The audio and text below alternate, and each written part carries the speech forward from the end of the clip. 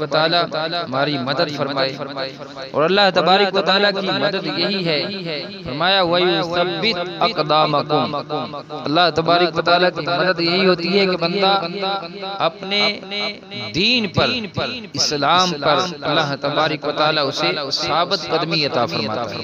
یعنی کہ جو لوگ کہہ دیتے ہیں کہ ان الذین قالوا ربنا اللہ ثم استقاموا، سبحان اللہ، تو پھر اس پہ استقامت بھی اختیار کرتے ہیں، تو اللہ تبارک و تعالی ہمیں استقامت عطا فرمائے۔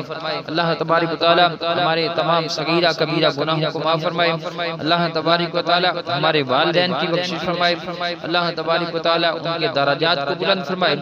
آج سے لے کر آدم علیہ السلام تک جتنے بھی مسلمین مسلمات مومنین مومنات وفات پا چکے ہیں، اللہ تبارک و تعالی سب کی بخشش فرمائے، سب کو جنت الفردوس کے اندر اعلیٰ جگہ نصیب فرمائے۔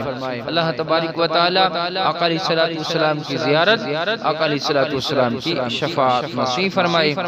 آمین۔ وآخر دعوانا ان الحمد للہ رب العالمین۔